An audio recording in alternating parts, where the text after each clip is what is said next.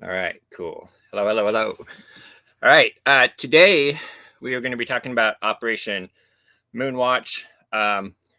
Mostly Operation Moonwatch. It says Operation Moonwatch and UFOs, and I'll share a couple of quick cases on UFOs at the very end. But mostly, I got really interested in learning about Operation Moonwatch. I ended up reading a really great book about this by a guy named W. Patrick McRae called Keep Watching the Skies. And so I ended up digging into Moonwatch a little bit more than some of the later UFO cases. So what I plan to do is the cases that I don't get to today, I'll do as an add-on next week with the chat episode.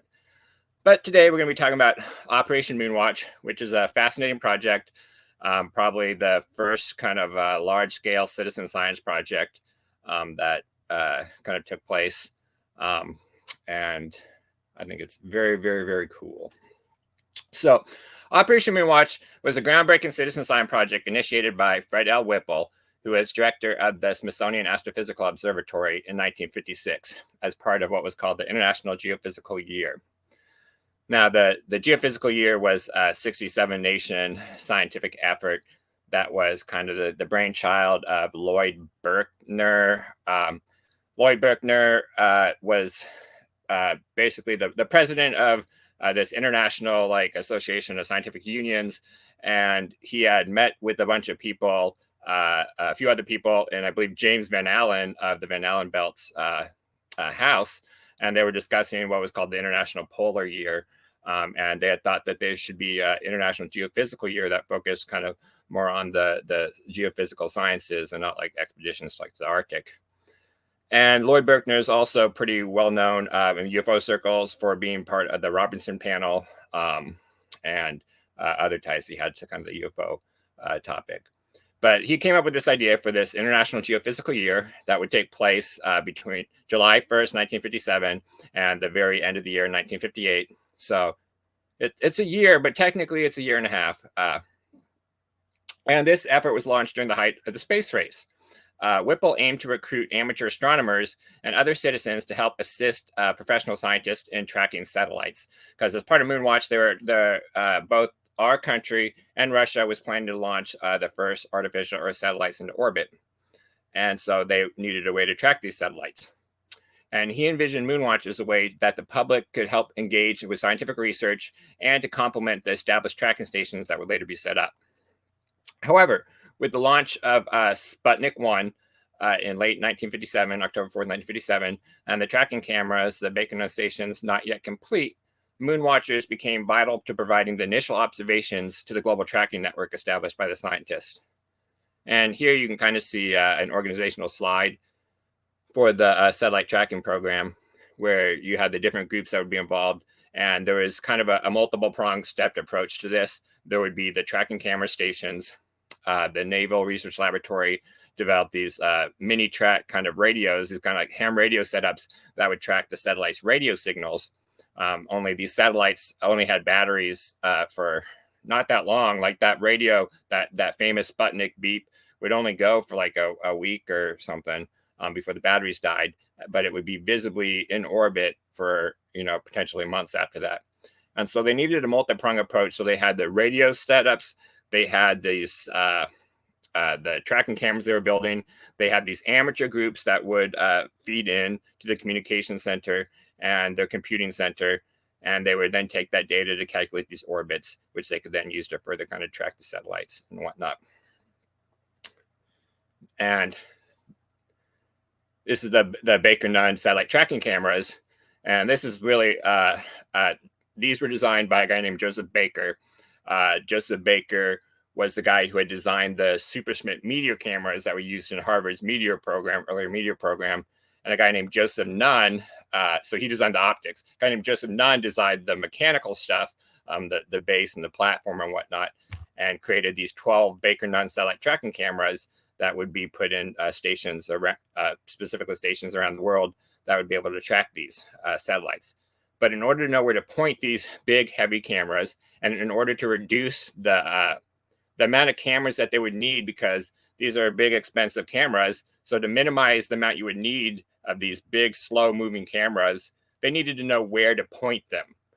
So they could only, make so many of these things. And that's where these amateurs really kind of came in. So the Smithsonian Astrophysical Observatory was the one who was assigned the responsibility of setting up this worldwide network of optical tracking stations to follow these Earth's artificial satellites. Now, in order to help out with this, Fred Whipple hired Dr. J. Allen Hynek of Ohio State University to act as director of the Optical Satellite Tracking Program, STP. Hynek would take a leave of absence from Ohio State in January 1956 and travel to Cambridge to work on the project. He would eventually leave the project, and I believe the end of 1959, to become the chairman of the Department of Astronomy when he would move to Northwestern University. Now, the concept was pretty straightforward. You have teams of observers worldwide would track, time, and record these satellite passes over their location. They would then send this data back to the computing center that you kind of saw on that chart in Cambridge, Massachusetts, using methods either of a telephone, Western Union, or ham radio. And from my understanding is the most effective method of the telephone worked best. So what they would do is they would first telephone in a report, and then they would follow it up with like a secondary kind of note or confirmation by telegram. Ham radio, I guess, turned out to be pretty unreliable for sending in reports. And then this information would then help the engineers kind of determine where to aim these large Baker Nun cameras. And here we have a photo at the MIT Computation Center in Cambridge in October with Fred Whipple standing next to an IBM staff member. Now, in order to calculate these orbits, it was kind of a complex process. You needed to not only know the exact positions of the people making the observations, and they didn't have GPS back then. There was no high level accuracy positional coordinates on the Earth's surface at the time. And this is actually something that this project helped get, is better positional measurements and accuracy of the Earth's surface and distances between points on the Earth's surface. So you needed to know that. You needed to also know exact, precise time measurements of when they saw the satellite in order to send this data back and it to be useful to be calculated to kind of determine these orbits. And there's also orbits are kind of complex too, because not only do you have the satellite orbiting around the Earth, at the same time, the Earth is rotating at about 1,700 miles west or east for every rotation of the satellite. And then that satellite wobbles on its orbit every 50 days and ends up flipping around. And so it's really complex. You have to know a lot of very accurate details in order to calculate the orbits of these satellites, and they depended on this computation center to do that. But because of these precise details that were needed, they didn't allow lone wolf observers, right? You couldn't just be an amateur astronomer, say you saw it and send in your information.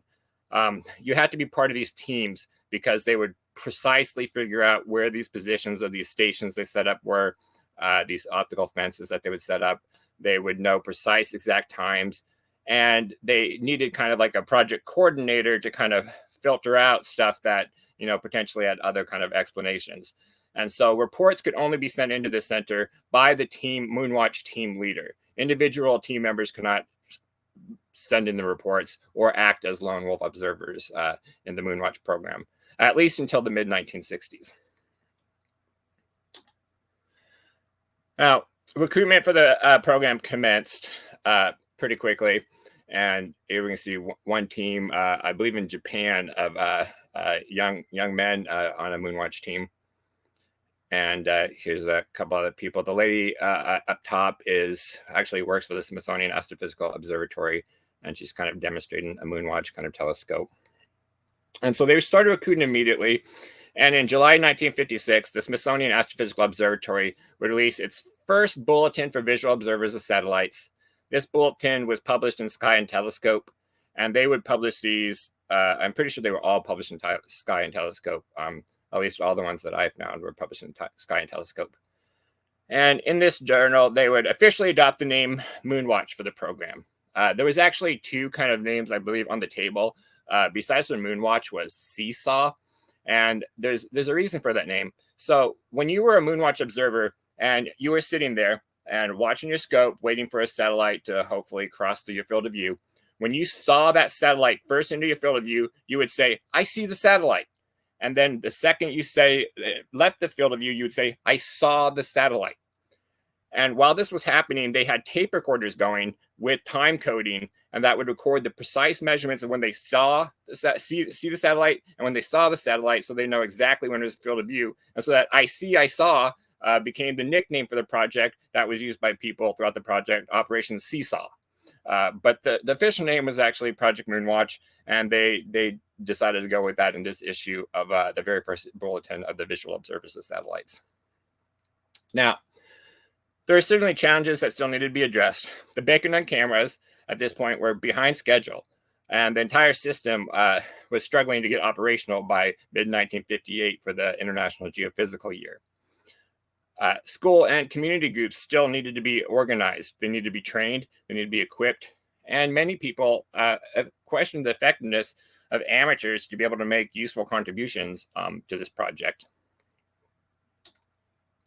And additionally, there was concerns about whether or not they'd even be able to see the satellite, how the satellite would appear to an observer on the ground. Because you have to recall, these satellites were roughly 21 inches in diameter, 21 inch sphere. And at its nearest point to Earth, its perigee was something like 260 miles. And its highest point, something like 700 or 800 miles. And that's just Sputnik. Sputnik was actually, as you'll see, relatively close to Earth compared to the later satellites. And so you're seeing a 21-inch ball hundreds of miles away. Somebody says it's kind of like looking at a golf ball, like miles down the road or something. So these things were very small, and people wondered if they'd even be able to see them, if they would be bright enough to see them, because while they were like Sputnik and stuff were really reflective, they kind of had this kind of like gold, kind of really shiny metallic kind of coating on it to kind of reflect the sunlight. It didn't really have any artificial lights or anything else to kind of like make it visible. And so there was some real doubt as to whether or not these people could even actually see these things. So they came up with kind of these specifications that would be necessary for these scopes in order to view, the satellite. And they determined that the brightness of the satellite were ranged basically from scarcely naked eye visibility to between 8th and 9th magnitude, and averaging about a magnitude 7. So when it was at its perigee, which is at its closest point to Earth in its orbit, it averaged about a 7, which is fairly close to possibly the dimmest star you might be able to see visually with your eye. But when it was at its apogee, or further away from Earth, its magnitude went up to like 8 or 9 on average. And so they figured they would need an instrument with an aperture of at least 50 millimeters. They wanted something with a magnification power of 6 to 7, and that had a field of view of about 10 to 12 degrees. And what they would do is that you would have an overlapping field of view. So each scope would have maybe about 12 degrees field of view, and that would overlap with the person next to them by about a degree and a half. That way there was always overlap and there was no gap in the coverage of this kind of optical fence. And you can kind of see the importance of where how big the field of view would come into play here, is because depending on field of view would depend on how many volunteers you would need in a fence line in order to get coverage. If your circular field of view of your scope was only 8 inches as compared to, say, 12 inches, you would need significantly more observers to cover the same arc of sky as you would with a scope with a larger field of view. And as Amy mentioned, there's only really 2 points at which you would even be able to see these satellites in the sky. So the observer needed to be on the dark side of the Earth. It needs to be in the Earth's shadow because you couldn't see it if it was sunlight, right? But the satellite needed to be high enough that it wasn't in the shadow, that it was at a point where the sunlight was still reflecting off of it. So that gave you basically 2 windows in which you would have the possible window to be able to see these satellites. That was twilight in the morning when we were still in the Earth's shadow, but the satellite was high enough to get in the sun, and then again at dawn. And so depending on where you were, kind of depended on how long your window was. They said usually you had about a 40-minute window to potentially observe this.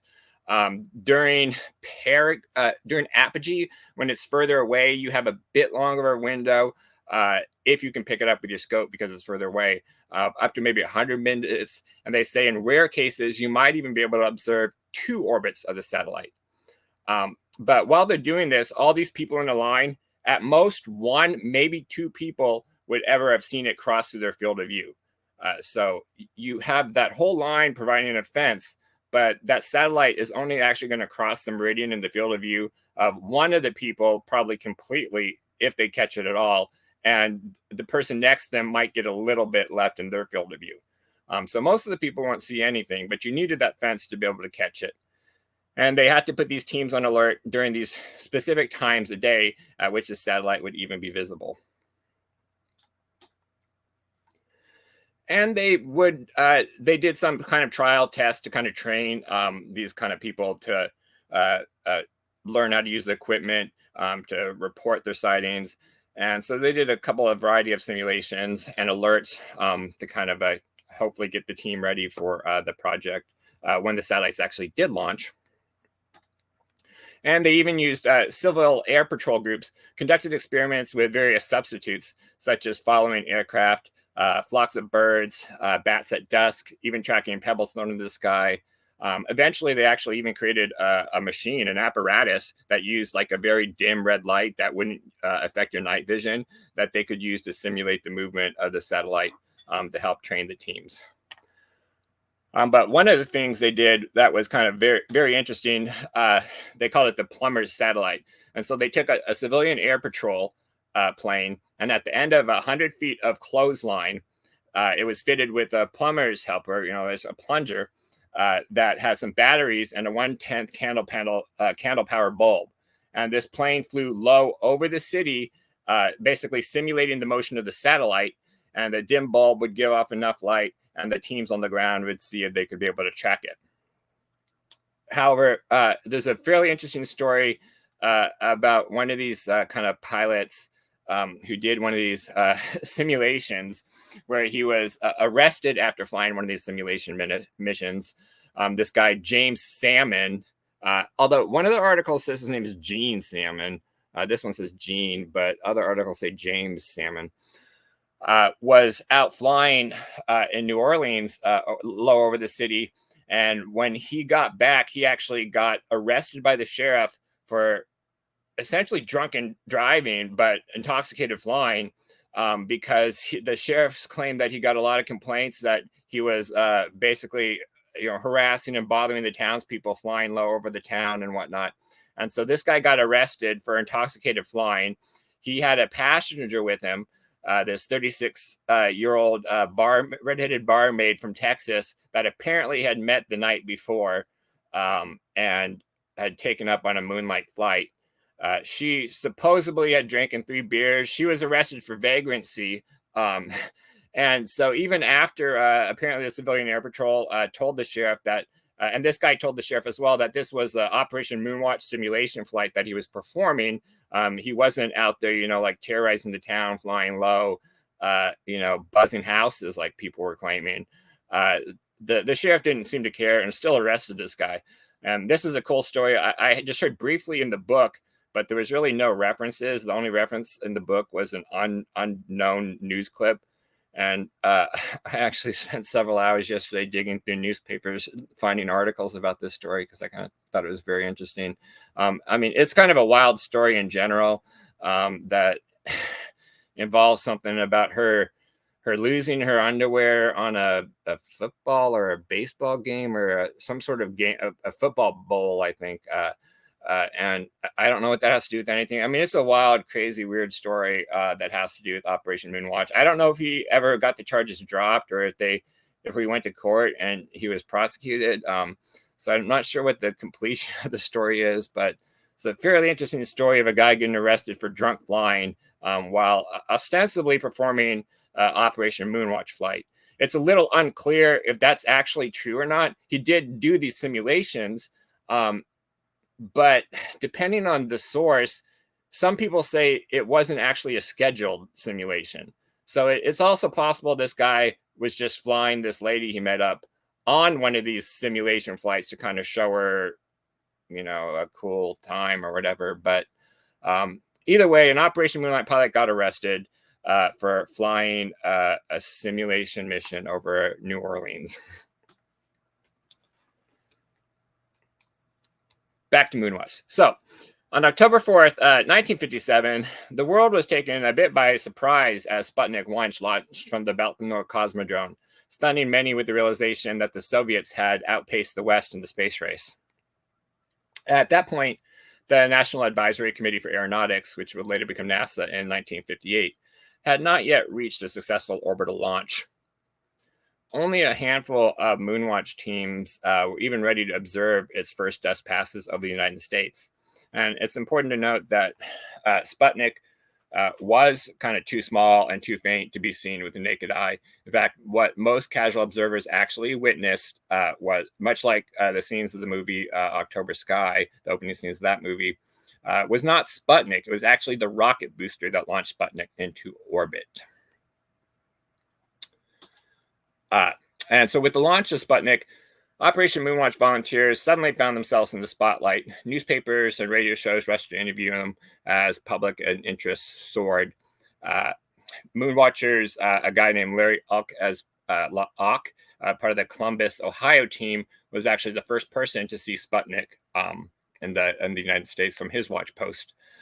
And a second observation was seen by the Terre Haute, Indiana Moonwatch team. But the guy in charge of Moonwatch, this Armin Spitz, would say that 2 weeks later, so 14 days after Sputnik had launched, there was only 10 real sightings total of Sputnik. All the other sightings people believe they have were actually of the much brighter rocket that launched Sputnik into orbit, not Sputnik itself.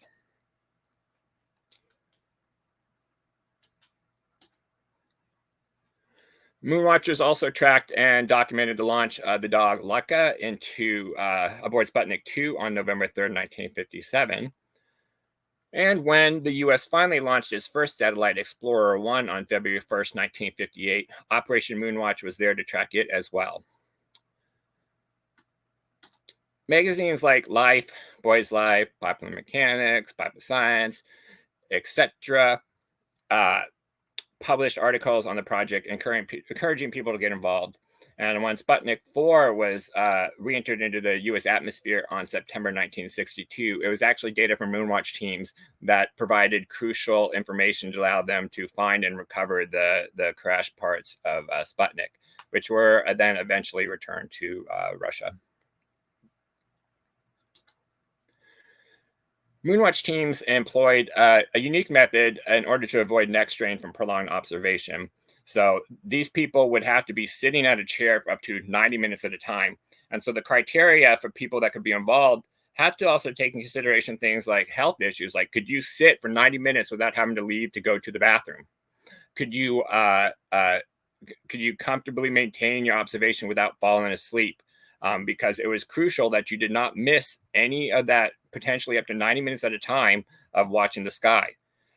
In cases where you might need to step away, you needed to have a backup next to you to step in immediately for the observation. But preferably, you wanted people that could sit there the whole time and watch. And so because the potential neck strain involved if you were looking up at a telescope, these telescopes were designed so you were looking up by looking down. They used a bench-mounted scope aimed at a reflective plate, so it had a mirror that was aimed skyward. Observers were then ranged in a line with overlapping field of view, which effectively created that virtual optical fence I was talking about for tracking the satellites. They would call out when a target crossed the local meridian, and then this information was recorded on site for transmission. And you can see here, you would have your row observers, and they would have a big metal, kind of like a cross point, that would be the focusing point. And every single observer on that line would be focusing their telescopes so it's centered at that cross. And so how that would work out is that each observer then would be seeing in their field of view a different arc of the sky along that meridian, along that arc up there. And if you had enough observers in a line, you could cover the entire arc of the sky and have complete coverage if the satellite was to pass through your field of view. Again, that's that Japanese team. Again, we see these, you have the different lines and they all kind of focus on that cross there. Several companies offered telescopes for Moonwatch participants. For $49.50, amateur astronomers could purchase a satellite scope from Edmund Scientific, which featured a wide field of view and magnification of about 5.5 times.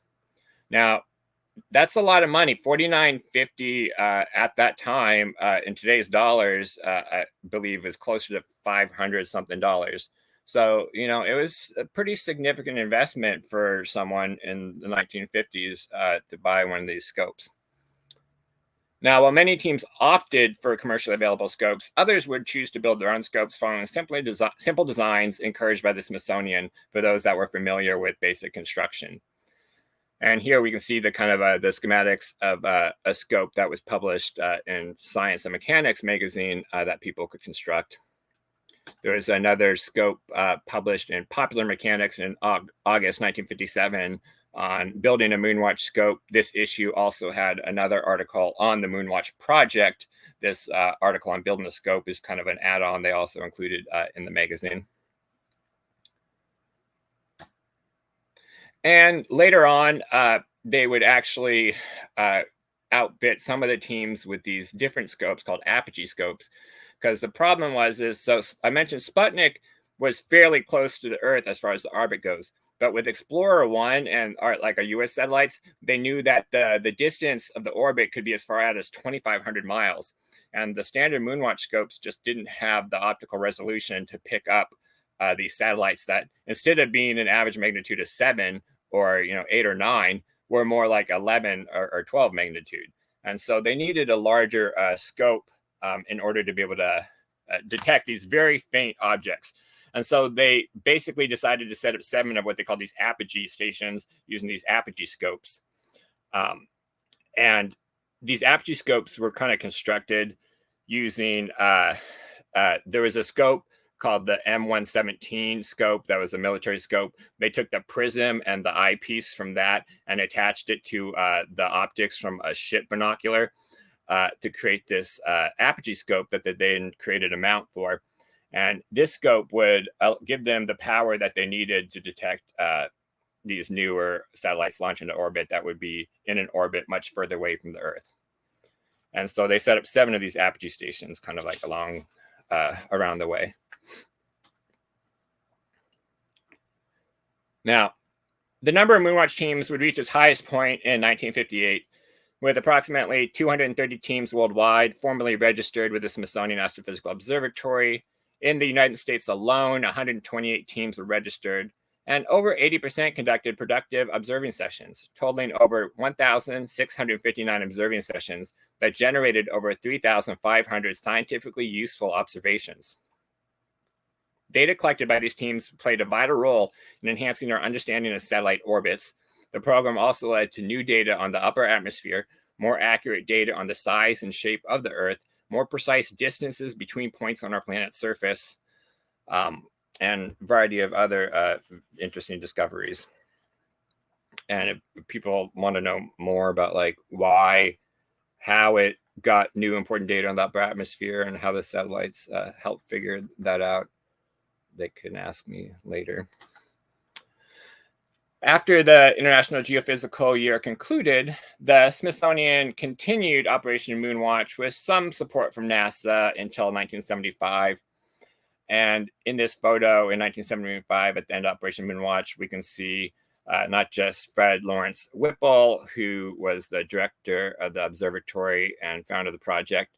The guy in the middle here holding the Moonwatch scope is Frederick C. Durant III, which is another figure that should be known to UFO people. Frederick C. Durant III was a CIA guy that was involved in the Robertson panel. In fact, when people talk about the Robinson panel report, they're actually typically referring to the Durant report. The Durant report Durant was with the CAA and he attended the meeting, and he had wrote this report, and it contained the Robinson panel plus additional commentary, because the Robinson panel is NSA, he was CIA, so it's different reports. Durant's reports is a little bit more complete. And not only was Durant involved with the Robinson panel and other groups like NICAP and whatnot, and you can look at Expanding Frontiers Research has some FOI documents from the FBI and whatnot that they had acquired on Frederick C. Durant. But he was also involved in the later 1980 association, the AAASS UFO Symposium in 1980. Frederick C. Durant was the moderator of that with Carl Sagan and Page and all that stuff. And Robert Schaefer and all those, Alan Hendry and all those cool guys were at that. And so that guy does have a UFO connection as well. There's a lot of these people involved in this have connections to the UFO topic kind of already. And in the U.S., enthusiasm for Moonwatch reflected this vibrant culture of amateur science in the post-war period. Participating in Moonwatch was a rare opportunity for a non-professional with an interest in science where he could make relevant contributions to the advancement of sciences. And everyone from Hynek to Whipple had said that the amateur scientists would make critical and crucial observations as part of this project. Now, it's not the first time the U.S. government has enlisted the help of the common citizenry to keep a lookout for things. During the Cold War, citizens were encouraged to participate in the Ground Observer Corps, which was a program aimed at having civilians basically spot Soviet bombers. In fact, the Ground Observer Corps even enlisted prisoners and various other people in helping to look for potential enemy planes flying over. My grandpa was part of the Ground Observer Corps, like many people, and he showed me his Ground Observer card once and his guide and whatnot. So there were these kind of citizen kind of collaborative projects before, but that was more of a military national security nature. Moonwatch was really the first time that not only could you feel your desire to be patriotic and help support your country, but you were also helping provide real legitimate scientific contributions that made a difference. And it was really the first large-scale project to kind of do this and kind of set the path for later projects that would kind of come along.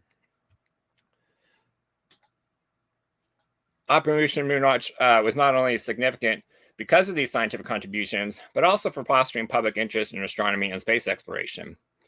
It demonstrated the potential of citizen engagement in scientific research, paving the way for future initiatives that would leverage public participation in scientific endeavors. And you can see that it really grabbed the attention of a wide variety of people. It wasn't just one kind of class or group of people. You had children, you had Boy Scouts, Girl Scouts, housewives, scientists, engineers, gas station attendants. Everyone from all walks of life participated and was interested in this project. And it brought all these people together in this scientific endeavor. And it really underscored the importance of collaboration between both professional scientists and amateur enthusiasts, highlighting the shared passion for discovery and knowledge that they both have. So how does this kind of relate to UFOs? First of all, in late 1957, Science Newsletters published a short article on Moonwatch, kind of essentially using Moonwatch to debunk UFOs and portraying kind of a thing we've kind of heard a lot, like astronomers don't see UFOs kind of message. This article concludes, astronomers point out that not one saucer has been reported as the result of astronomical observations. Considering the number of newspaper reports concerning strange flying objects, they believe this lack of astronomical data is impressive. Besides the astronomical telescopes and cameras working in all parts of the country, every clear night, there are now hundreds of Moonwatch teams on the lookout for the glimpse of one of the Sputniks. Not one of them has reported seeing flying saucers, yet they maintain a careful vigil on a strip of the sky directly overhead from horizon to horizon. Now, contrary to this public statement, unidentified objects actually started appearing in Moonwatch observations almost immediately. In fact, like really, there's observations by teams before Moonwatch kind of started to kick off. Jan Hynek would acknowledge that not only were these unidentified sightings frequently reported by the teams, they were also photographed using the Baker-Nunn telescope cameras. The Ufos archives contains a substantial collection of documents related to this, often referred to as the Hynek Ufos Moonwatch file. And this is something you can go check out this PDF yourself and scroll through all this stuff if you want. And this file contains various items such as actual Moonwatch reports, observations from participants that were, say, part of Moonwatch, but outside of their official Moonwatch duties. And a lot of these cases do come from Moonwatch teams, but the sighting wasn't when they were on a specific observation for a satellite. It was on one of their just other times they were kind of watching the sky. It also contains citizen witness reports, some military reports, and a variety of newspaper articles that about satellite observations. Additionally, there's a partial draft proposal by Jacques Vallée that cites at least 36 of these reports that he had proposed for a larger study. Now, this study was never undertaken, but he created this proposal where he hoped to study these 36 cases. And it is from these collections of cases that I will share some examples with you. And I have just two real quick to share with you. There's a list of these 36 cases, and the rest I'll share next week. Our first case, and the first case on the list, involves a group of astronomers who see this vivid pink object moving slowly across the sky. And this takes place near Canberra, Australia, at the Mount Stromlo Observatory. And it's 3:03 a.m., and the Polish-Australian astronomer Antoni Przybylski and Dutch-American astronomer Bart Bok see a vivid pink object moving slowly across the sky at Mount Stromlo Observatory near Canberra. It is visible to the naked eye for 2 minutes. Przybylski has just finished observing Sputnik 1 and 2, so he knows it wasn't the satellite or a meteor. Assistant Director Arthur Robert Hogg thinks it might be circling the Earth like a satellite. Now, we unfortunately don't have a whole lot of information on this case besides for what they saw and what they published kind of in these newspaper articles.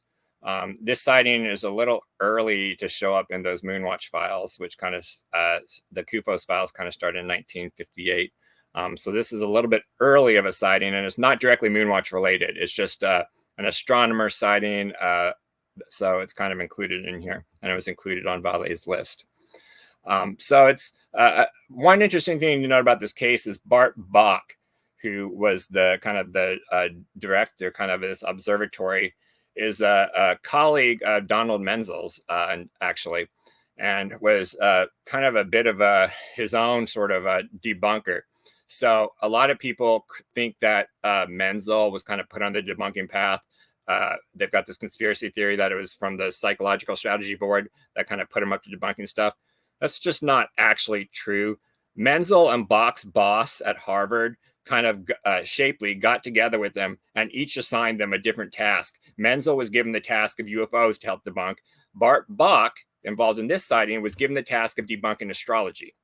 And so it was their boss Shapley that actually told these guys to kind of look into these fringe topics that are affecting science and kind of see what you can do to kind of debunk them. And so Bart, while a debunker in his own right, apparently was still kind of quite confused about this sighting.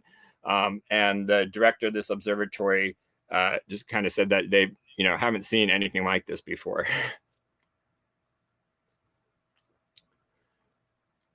And yeah, I will say what Amy says is when this whole project started, the idea was that they were going to be watching our satellite first, not the Sputnik satellite. Like when this all started, it was part of this Project Vanguard and the satellite tracking project for our launch of the satellite. Only they kind of beat us to it and caught us kind of off guard by a bit, even though we kind of knew they were launching or were going to launch. And it wasn't actually that much a surprise to the people involved that Sputnik launched first. Initially, the idea was that our satellite was going to launch first. It just never actually happened. Now, our last case here involves a Moonwatch team in San Antonio who see these silver objects kind of go through the field of view. Now, this image here says 1960. That's actually a typo in Michael Sword's article in the UFO Reporter. It's 1959. And we had, in this case, we had two observers, and they both sent in these kind of letters listing their observations. And there's the first observer, and there's the second observer kind of here, sending a letter. Now, these two observers on a Project Moonwatch team in San Antonio, Texas, see two silvery objects through their telescope that shoot across the sky in less than 1 second. One curving away in a parabolic path, the other executing a more kind of hyperbolic curve. And so just a little bit more detail in this case. What happened was there was two observers. There was these first two observers, and they were observing the same section of sky. And that's what these two circles are at the top here. And they were pointed at the exact same place. One was viewing the left field of view, and the other was viewing the right field of view. And so the person on the left kind of saw this object come in at about, and most of these Moonwatch observations are drawn like this, these circular views, and this would be just the field of view that you had looking through the telescope. When they were tracking the satellites, in order to kind of provide like a map, they would also include what stars like were visible, the constellations, so you could match up, with where they were pointing as well. And so looking through the scope, this first person in their field of view saw it coming in at about 340 degrees and then leave in a parabolic curve at about 265 degrees. The person next to him, looking at the same section of the sky, just a slightly different field of view, saw it come in a more hyperbolic curve, coming at 30 degrees and exiting his field of view at 150. I can't read that. 195 degrees. Now, it turns out there was actually a third witness that the next day wrote up that second letter and turned this kind of in. And he had seen it with his telescope in the bottom right-hand quadrant of his field of view. And it came in again in this parabolic curve at about 95 to 100 degrees and left again at about 170, 175 degrees. So supposedly, if I recall, it couldn't, I think they're trying to say it couldn't be the same object. It was just like different objects at the same time, but because of the way the fields of view are, like they couldn't have been seeing the exact same object. But I'd have to go back and reread that. But most of the Moonwatch cases kind of come down to sketches like this of what they were seeing when they were watching the sky, for whatever they were watching the sky, whether it was a specific alert to watch a satellite or whether they were watching it for something else. I believe at this time they were looking for, there was a mystery satellite that they thought was orbiting, and they were on a mission to try and see if they could spot this mystery satellite to try and collect more data. And that's when they observed this thing, which they said was not, I believe they did calculations and said it wasn't actually, I'm just gonna stop there because I don't remember what they said. I thought they said it might have been close, like closer, like not in orbit, but I'd have to double check. So that's just two of the cases of the 36. I'll do a couple more for you guys next week, but that's all I had time to kind of wrap up to do today. Just another quick photo here. This is actually the day after Sputnik, the night Sputnik launched. This was printed on October 5th, 1957. And so this would have been taken on October 4th. And we have Kenneth Drummond, which is an administrator for the Smithsonian Astrophysical Observatory. We have Jalen Hynek on the right here, and his secretary, Marilyn Dawson, in Cambridge. And Drummond here has the scope, the Moonwatch scope in his hands, and he's looking up. Look at the sky, trying to catch Sputnik. And the launch of Sputnik kept Hynek really, really busy. As you saw at the beginning, he was on the front cover of Life magazine in, I believe, October 21st, 1957. And him and Whipple, kind of became super famous at the time because they were the main kind of point of contact for information about Sputnik and the satellite that was just launched, because they were the ones tracking the orbits. And let me see here real quick. I want to see if I can show you that again.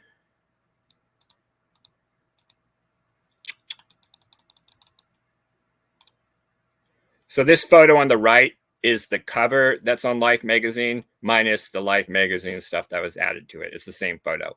And you can see J. Allen Hynek at the very top there of the globe. It's a pretty famous photo. And Whipple there on the left. I'm unsure who the guy on the right is. At this time, another famous UFO guy, Walter Webb, who was the first guy to investigate the Betty and Barney Hill case and is heavily involved in NICAP, actually worked for Hynek during 1957 and worked on one of the Baker 9 tracking stations. So Walter Webb was actually assigned to Hynek during this time period as well. And it was because Hynek was involved with this International Geophysical Year project in 1957 and the satellite tracking project that he was kind of absent from UFO investigations during the 1957 flap of like the leveling case and whatnot. In fact, Fred Whipple himself actually looked at the leveling case because he was sent data, I guess, after it happened, and Hynek was discussing it with Fred Whipple. And so, yeah, Fred Whipple was involved with that as well. Fred Whipple would later it's kind of interesting. He was involved with a fringe documentary called Target Earth in like 1981. Mostly just using his expertise as a scientist about like comets, talking about the Tunguska incident. But that's the last time I kind of found footage of him. But he wrote the introduction to Menzel's book, The UFO Enigma, with an introduction to Dr. Fred L. Whipple. So all these guys, a lot of UFO guys involved in this project, a lot of UFO guys peripherally related to this project in one way or another. And as you can imagine, a lot of UFO sightings kind of came out of this project. Only they didn't call them UFOs. They called them unidentified objects. They called them UOs, is what the official terminology was. That'll do it for today. Back to you.